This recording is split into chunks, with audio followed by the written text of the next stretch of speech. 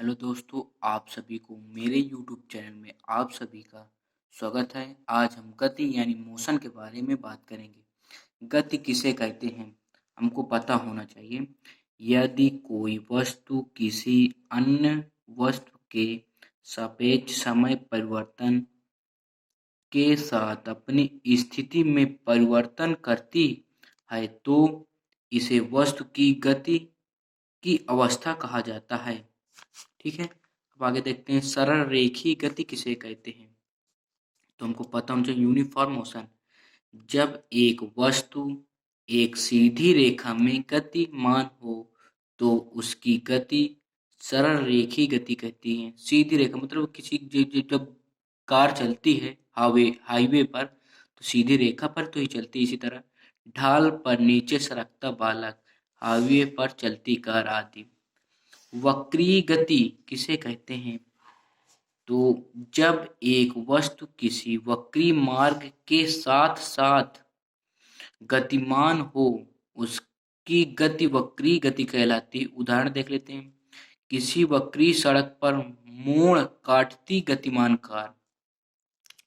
वृत्तीय गति किसे कहते हैं, जब एक वस्तु किसी वृत्ताकार पथ पर इस तरह गतिमान हो कि उसकी गति किसी बिंदु पर स्पर्श रेखा डालकर प्रदर्शित की जा सके। जब उसकी गति वृत्ताकार कहलाती है। उदाहरण, सूर्य के चारों ओर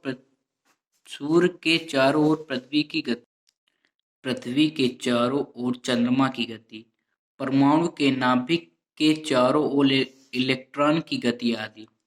कंपनीय गति किसे कहते हैं, जब कोई वस्तु किसी निश्चित बिंदु के इधर उधर गति करती है तो उसे कंपनीय गति कहते हैं। जैसे घड़ी के लोलक का अपनी मध्यमान स्थिति के दोनों ओर दोलन करना। विराम यानी रेस्ट। यदि कोई वस्तु किसी अन्य वस्तु के सापेक्ष समय परिवर्तन के साथ स्थिति में परिवर्तन न करे, यानी कि स्थिति में परिवर्तन ना हो, इसे वस्तु की विराम अवस्था कहा जाता है। दूरी, डिस्टेंस मतलब कितनी दूरी पर है। गति करती हुई वस्तु के द्वारा तय किए गए संपूर्ण मार्ग की लंबाई को दूरी कहा जाता है। दूरी एक अदिश राशि है और दूरी सदैव धनात्मक होती है। ठीक है, हम बात करेंगे आगे विस्थापन की। किसी वस्तु की अंतिम स्थिति तथा प्रारंभिक स्थिति के बीच की न्यूनतम दूरी को विस्थापन कहते हैं। यह एक सदिश राशि है। चाल यानी स्पीड, किसी वस्तु द्वारा इकाई समय में तय की गई दूरी के मान को उस वस्तु की चाल कहते हैं। चाल एक अदिश राशि है। इसका सूत्र होता है चाल बराबर दूरी बटे समय। एस चाल कहते हैं। डी मतलब दूरी, टी माने टाइम। चाल का एसआई मात्रक मीटर प्रति सेकंड होता है। इसकी विमा एल टी माइनस 1 होती है।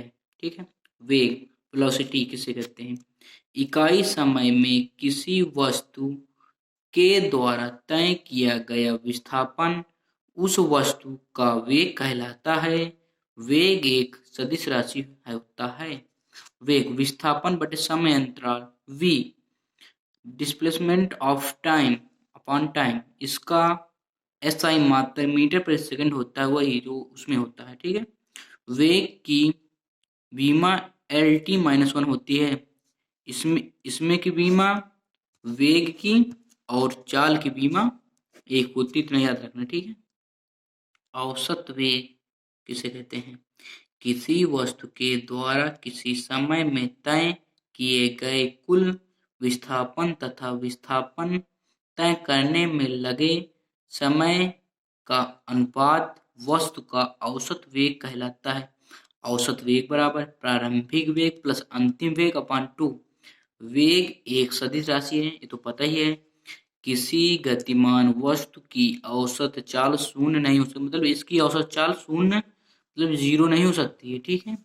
जबकि औसत वेग शून्य और इसका औसत वेग शून्य हो सकता है, यानी जीरो हो सकता है।